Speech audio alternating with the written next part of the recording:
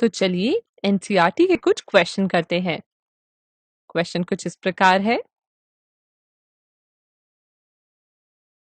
इसका हल देखते हैं।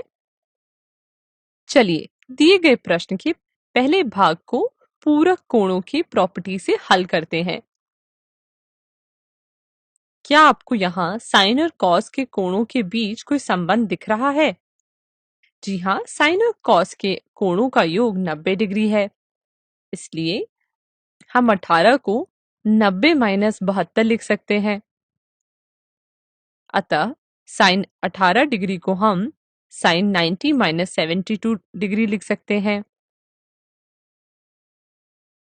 हमने पूरक कोणों में पढ़ा था कि sign 90 minus A cos A होता है, इसलिए साइन 90 माइनस 72 डिग्री को हम कॉस 72 डिग्री लिख सकते हैं, जिसे हल करने पर हमें 1 मिलेगा।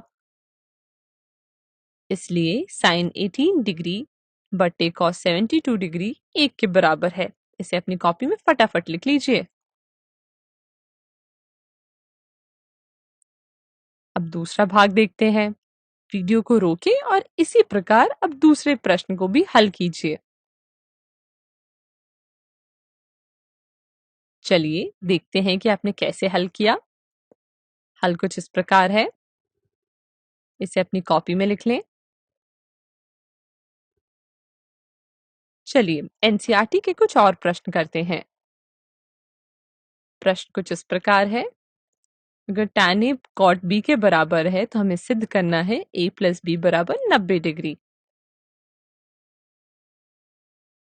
पूरक कोणों के कॉन्सेप्ट को यूज करके दिए गए प्रश्न को हल करने का प्रयास करें। अभी ही हमने इस कॉन्सेप्ट के बारे में पढ़ा है। चलिए इसका हल देखते हैं। हमें दिया गया है कि tan a cot b के बराबर है और हमें प्रूफ करना है कि कोण a और b का योग 90 डिग्री है। हम जानते हैं कि tan 90 minus a cot a के बराबर होता है, इसलिए हम cot b को tan 90 माइनस b लिख सकते हैं, जिसे हल करने पर हमें a बराबर 90 माइनस b मिलेगा, जिसे a प्लस b बराबर 90 डिग्री लिख सकते हैं। अतः हमने देखा कि अगर tan a cot b के बराबर है तो a प्लस b 90 डिग्री के बराबर होगा। इसे भी अपनी कॉपी में लिख लीजिए। ये टॉपिक यहीं पर समाप्त होता है। इस टॉपिक को और अच्छे से समझने के लिए आपको प्रश्न करने पड़ेंगे। तो एनसीईआरटी एक्सरसाइज का 8.3 का क्वेश्चन नंबर 2, 5 और 6 कीजिए और अवंती मैथ्स वर्क बुक के 10M08.3 का क्वेश्चन नंबर 5, 6 और 9 कीजिए। धन्यवाद।